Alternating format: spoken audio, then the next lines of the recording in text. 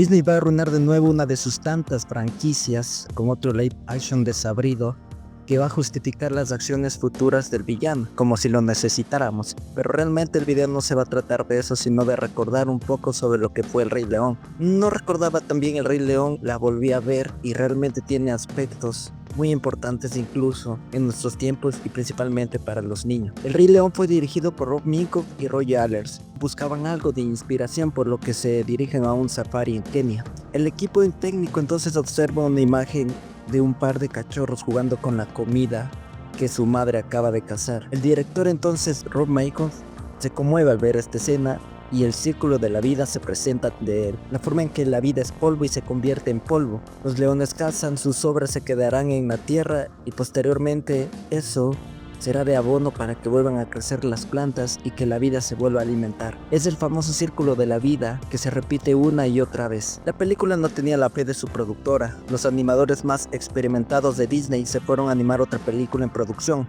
Pocahontas. El Rey León quedó en manos de animadores poco experimentados. Al parecer Disney esperaba que el Rey León sea una película olvidable, pero el trabajo de sus directores y animadores le demostraron lo contrario. Muchos de sus dibujantes y animadores eran inexpertos en 2D, pero vieron en el Rey León una oportunidad para poder plasmar su arte y desarrollar personajes. Andy Gaskell, el director de arte de la película, empezó a armar guiones, comenzando por la apertura de la cinta El Círculo de la Vida. Tenía la intención de hacer de la obra algo conmovedor y monumental. Presenta bocetos de los paisajes, de las puestas del sol y la procesión de los animales. Buscaba que la sabana fuera otro personaje dentro de la película. Gaskell lleva a cabo la técnica de enfoque rack, es decir, lleva un punto de la imagen a otro por medio del enfoque de la cámara. Por ejemplo, cuando se cambia rápidamente del primer plano de unas hormigas en una rama a un grupo de cebras corriendo en el fondo. Empleó otros recursos inspirados en el cine de acción real, como zooms intensos a la cara de Pumba y movimientos de dollying de 360 grados alrededor de Scar y Simba. Plasmar la película como si fuera una de acción en vivo fue clave para que la película empiece a ser tomada en serio por los ejecutivos de Disney. Terminado el boceto de lo que sería el Círculo de la Vida, la película empieza a hacer ruido en los productores de Disney que no le tenían mucha esperanza. Antes de que empezara la animación de los personajes principales, los directores y el equipo creativo tuvieron un reencuentro con las estrellas de la obra. Los animadores fueron a Burbank y, sentados en almohadillas dentro de un zoológico, crearon nuevos bocetos al observar el comportamiento de una familia de leones, lo que representaría a Mufasa y a su familia. Aparte de esto, empiezan a concebir a los personajes utilizando grabaciones de voz de los actores del doblaje. Entonces dibujan a Mufasa según la voz grave y tranquilizadora de James Earl Jones y a Scar replicando esa anatomía delgada y una expresión algo deslumbrante que puedes ver en Jeremy Irons. Una vez establecidos los personajes, empezaron a dibujar lo que serían los escenarios. Posteriormente iba a ser escaneado y coloreado por un grupo de pintores expertos. Sin duda, una de las escenas más desafiantes para el equipo fue la estampida de ñus que lleva a la muerte de Mufasa. La escena de la estampida de ñus en El Rey León fue un gran desafío técnico para el equipo de animación. Durante un año intentaron dibujarla, pero los resultados no eran buenos. Finalmente, el animador Rubén Aquino creó un ciclo de animación para un solo ñu en 4 horas. Este dibujo fue usado por programas de CGI que replicó el movimiento cientos de veces, creando una estampida realista al simular el comportamiento de la manada. Además, los efectos especiales añadieron capas de polvo para crear una atmósfera polvorienta. Gracias al sistema CAPS, podrían usar hasta 50 capas en una escena sin afectar los colores, lo que permitió agregar detalles como gotas de lluvia y movimiento del viento en las plantas. La película es una mezcla de realismo con un toque surrealista. El cine clásico de Hollywood, con escenas de bailes coloridos y espíritus que hablan. Yo quisiera ya ser un rey. La escena del pequeño Simba en Aventura con Nala, en donde los colores se plasman con total libertad, pasa casi a convertirse en un libro infantil. De repente los leones montan avestruces, el paisaje se vuelve un rojo brillante con anaranjado, elefantes y rinocerontes forman parte de la fiesta de los pequeños leones. Las transiciones son mucho más dinámicas y ayuda a que ese desorden de cine surrealista se intensifique en la película. Otra escena fascinante es la de Scar y las hienas. De repente los colores se vuelven sombríos y de color verde del humo sulfuroso que sale de los huecos del suelo y donde la iluminación juega un papel importante. Las hienas empiezan a marchar como si fuera un cuartel. La escena sacada de la película de la propaganda nazi Triunfo de la Voluntad de 1935.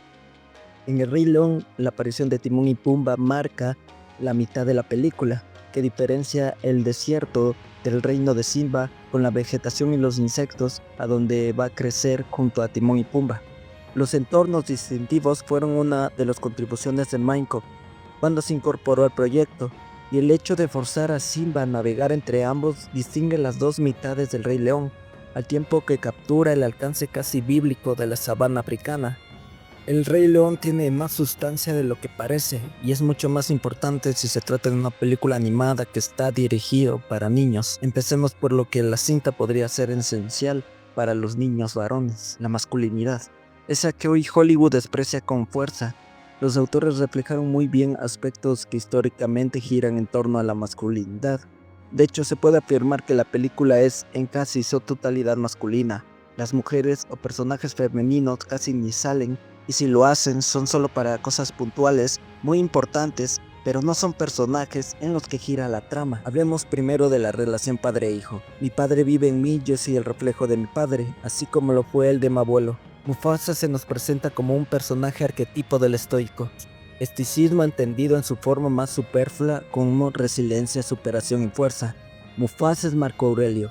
Es peligroso cuando lo necesita. Corrige a su hijo y su papel de rey se impone con autoridad. En otros casos con calma.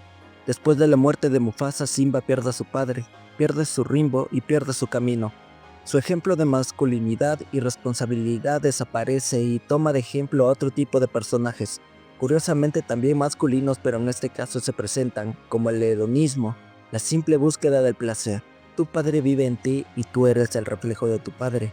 Simba vuelve a su camino, recuerda quién es cuando el espíritu de su padre que vive en él le habla. Simba recuerda, él es el reflejo de su padre. La masculinidad es una herencia que pasa de hijo a padre. Ahora Simba sabe lo que es y como reflejo de su padre sabe qué hacer. La superación de Simba es la superación del estoicismo. ¿Los hijos debemos superar a nuestros padres? La respuesta es sí. Lejos de cualquier signo de superioridad, el superar a nuestros padres no quiere decir necesariamente verlos con inferioridad, sino aprender de ellos para soltarlos y poder ser mejor padres de lo que ellos fueron. Hay una escena en El Rey León en donde Nala intenta convencer a Simba de volver, pero le responde a veces pasan cosas malas. Simba. Y si no puedes poner el remedio, ¿por qué angustiarte? Esta frase es lo más estoicismo que puedes encontrar. Marco Aurelio dijo, siempre tienes la opción de no opinar. No hay necesidad de molestar tu alma por cosas que no puedes controlar. Y aunque saber que tener la opción de no opinar puede ser un alivio, tu alma se debe ver enfrentada no a lo que no puedes controlar, sino a tu responsabilidad. De hecho, Nala se lo recuerda, es tu responsabilidad. De esa parte superflua del estoicismo se pueden aprender muchas cosas que los hombres pueden aprender con dar los pasos de la vida. El estoicismo ha sido totalmente banalizado por gurús y motivadores, pero realmente nos han mostrado una cara del estoicismo que está al nivel de casi una religión, sino que también lo idealizaron a tal punto que puede confundirse con una falta total de responsabilidad. La superación de Simba es la superación del estoicismo, porque el estoicismo moderno puede verse como resiliencia y fortaleza, pero muy poco pueden hablar los gurús de virtud y responsabilidad. Simba deja de soportar el dolor de la muerte de su padre, deja de esconderse detrás del hedonismo, supera a su padre, acepta que ya no está, lo deja ir y toma de nuevo su responsabilidad. Simba supera el arquetipo del estoico, la del soportar, la de aguantar, la de no poder controlar lo que está fuera de mí. Simba aprendió lo que tuvo que aprender de su padre, ser peligroso cuando es necesario, así como piadoso, pero entiende que su padre no vivió su camino, no perdió su ejemplo de responsabilidad cuando era niño, y después de entender viene la superación, lo que convierte a Simba en ese líder que deja atrás lo necesario para poder guiar a los suyos. ¿Hay alguna diferencia entre el estoicismo banalizado de hoy con el estoicismo clásico? Digamos que la diferencia está en su intención y la profundización de su base filosófica. El estoicismo banal solo quiere hacerte resiliente para las empresas, para que soportes la bota del capital y el Estado. El clásico quiere que encuentres algún tipo de virtud, Aún así, verás que no hay diferencia en las frases que se escuchan de ambos. Es cierto que la filosofía estoica tiene mucha más profundidad desde los principios con Zenón de Sitio hasta sus últimos días con Séneca y Marco Aurelio. Pero en tiempos muy diferentes a la Roma imperialista, el estoicismo pierde sentido. El Rey León es el gran pero dentro del estoicismo. No te preocupes de lo que no puedes controlar, pero al menos que sea tu responsabilidad. Si es tu responsabilidad, debes enfrentarte a lo que te aqueja. El Rey León es la superación del estoicismo, porque Simba deja de lado la mesura que no es para cambiar nada, sino para resistir, y finalmente está listo para ser rey.